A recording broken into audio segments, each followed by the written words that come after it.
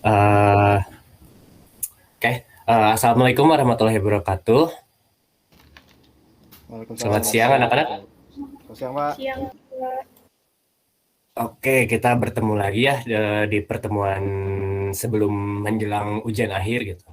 Sesuai yang Bapak sampaikan di pertemuan kemarin, hari ini kita akan diskusi gitu. Mungkin kalian bisa bosan gitu mendengar penjelasan dari Bapak atau penjelasan dari medianya gitu. Jadi jadi Bapak khususkan gitu buat hari ini untuk kalian berdiskusi dengan teman kalian begitu.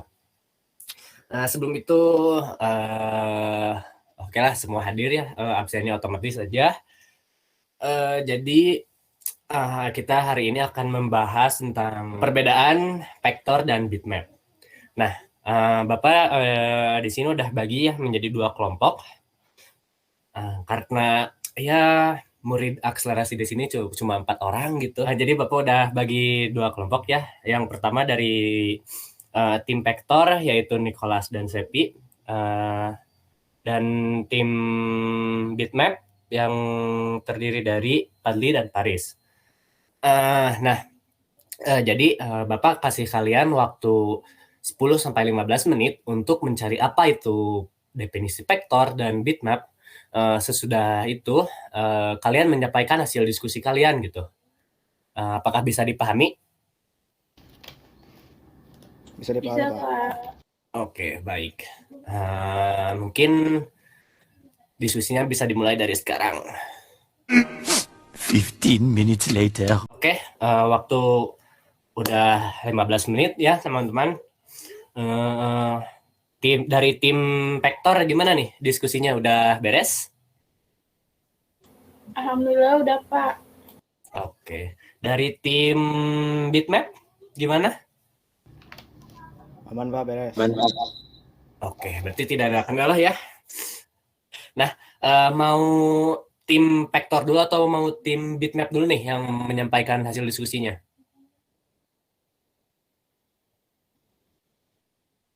Atau Bapak tunjuk nih? Bapak tunjuk aja, Pak. Oke, dari yang pertama kali bersuara deh, Muhammad Nur Padli. Oke, silahkan. Ya, Pak, boleh. Jadi dari kelompok kami, Faris dan saya, Muhammad Fadli, di sini kami akan menyampaikan hasil diskusi kami tentang bitmap gitu. Nah, apa itu bitmap? Jika desain grafis vektor tadi bisa berupa segitiga, lingkaran, dan lainnya, sedangkan untuk bitmap ini terbentuk dari sebuah raster gitu. Beda dengan vektor. Kalau vektor kan terbentuk oleh perhitungan secara matematis, terdiri dari dua sumbu x dan y. Kalau 2 dimensi, kalau 3 dimensi x, y, z. Mengapa demikian? Karena citra grafis semakin halus, tapi kapasitas filenya semakin besar. Karena berbeda dengan vektor tadi, raster ini ingin memberikan tingkat detail yang tinggi gitu. Jadi kalau vektor bisa lebih rendah ukurannya karena lebih banyak kalkulasi daripada pixel itu. Gambar bitmap sendiri bukan kumpulan bit yang membentuk satu gambar. Nah, gambar tersebut mempunyai kandungan dengan beberapa satuan titik yang dimana memiliki komposisi warna masing-masing. Adapun karakteristik dari gambar bitmap bisa menghasilkan ukuran file yang besar, seperti contoh bila kanvasnya berukuran A4 dengan dasar warna CMYK dan memiliki kualitas cetak menengah, bisa menghasilkan ukuran sampai 40 MB dengan cara menggunakan kompresi yang bisa memperkecil ukuran file. Dalam pembesaran definisi gambar ini termasuk salah satu kekurangan gambar bitmap. Jadi kekurangannya salah satunya adalah ukurannya yang selalu besar gitu jika dibandingkan dengan vektor. Hal ini juga bisa terjadi jika gambar di bit persal terlalu banyak, maka akan terlihat tidak natural dan akan pecah. Sedangkan apabila gambar diperkecil, maka memberikan dampak yang jelek seperti kurangnya ketajaman warna pada gambar tersebut. Mungkin sisanya akan dijelaskan oleh Faris.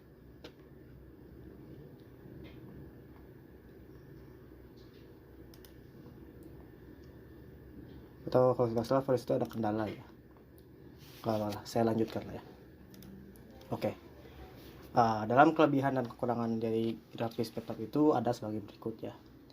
Jadi kelebihannya bisa menambahkan efek khusus sehingga desainer bisa membuat objek tampil sesuai dengan keinginan.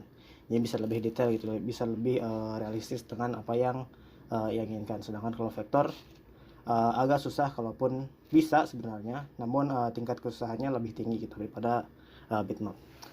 Kemudian menghasilkan objek gambar bitmap ke objek gambar vektor dengan cara yang cepat dan mudah. Kualitas hasil juga bisa ditentukan sendiri. Kemudian gambar bitmap mampu menangkap bentuk warna secara alami. Ini juga satu kelebihan yang bisa lebih detail gitu. Untuk kekurangan dari grafis bitmap adalah akan ada masalah jika ukurannya dirubah. Jadi biasanya kalau ukurannya diperkecil nanti akan terlihat lebih pecah gitu gambarnya. Efek yang diperoleh dari objek grafis bitmap akan pecah jika detailnya akan berkurang jika dicetak dengan resolusi rendah. Nah, sekian dari pemaparan dari kelompok bitmap. Mungkin sebelum saya akhiri, apakah ada pertanyaan? Boleh kepada Sevi. Kalau dari tim vektor, izin bertanya, kalau software yang digunakan untuk mengelola bitmap itu apa ya? Nah ya, sebenarnya untuk software yang bisa mengolah bitmap banyak ya. Salah satunya adalah Photoshop, Pixel Art, Paint juga sebenarnya bisa, cuman jarang digunakan. Clip Studio Paint yang sering saya gunakan, dan software yang lainnya. Mungkin seperti itu. Apakah ada pertanyaan yang lain?